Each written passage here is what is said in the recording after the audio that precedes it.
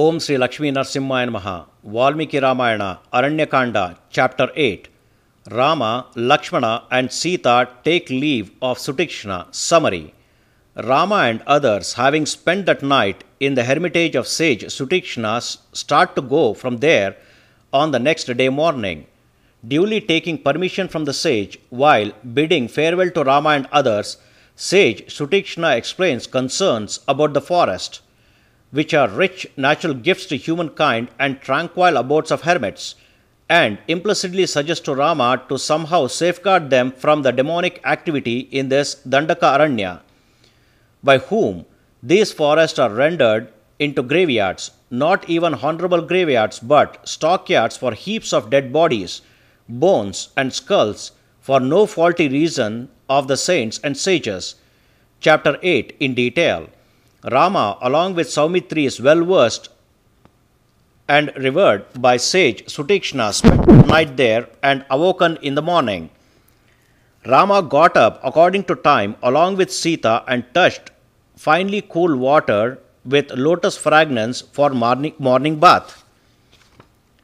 Then they all, Vaidehi, Rama and Lakshmana, on worshipping sacred fire and deities dutifully in the shelter of the sages in that forest, and on seeing the dawning sun, they are reft of their blemishes, and then they approach Sage Suteekshna, speaking this sentence gently: "We stayed here happily, O God, venerated by a venerable one like you, and here we come to ask your permission as we wish to journey on as the sages are hastening us. We make haste to see the habitants of hermitage in their entirety, and even wish to see the sages with meritorious selves living in Dandaka forest. We wish to have your permission and that of those eminent sages, who are ever virtuous, self-controlled by their ascetics, and who look like the veritable tongues of sacred fire. We wish to proceed before sun attains an intolerable glare, like an unworthy person of unworthy lineage attains wealth in an improper way with much glare." Saying so, Rama with Sita and Lakshmana venerated at the feet of that sage Sutikshna.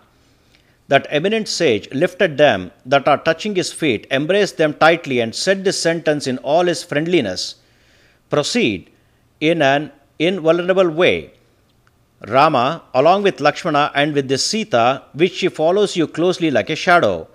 See the pleasant thresholds of the hermitages of the dwellers in the forest of Dandaka, O valiant one, whose souls are consecrated just by their ascetics. See the well-flowered woodlands with well-grown fruits and tubers, with herds of beasts, animals, and peaceful bird flock. Tranquil waters with spreading clusters of bloomed lotuses and water birds in the pools and lakes, eye-pleasing rapids from mountains, and you can see pleasant forests loaded with the hearty scream of peacocks. My dear Rama, you may go, and Saumitri, you too also may go, but come again towards this hermitage after seeing all of them." Thus said by the sage, Rama in his turn said to him, "So be it." And having performed circumambulations around the sage, he started to journey on. Then the broad-eyed Sita gave auspicious quivers and bows to those brothers, and then spotless swords too. Both of those two, Rama and Lakshmana, tied their beautiful quivers well on their backs, and took the twangy bows and exited from that hermitage to go on their way. Those two Raghavas, the handsome princes, have shiftily set out when permitted by that august sage, wielding bows and swords, and along with Sita. Thus, this is the 8th chapter in Aranyakanda of Valmiki Ramayana, the first epic poem of India. Sri Moola Rama Vijayate. Om Sri Krishnarpanamastu.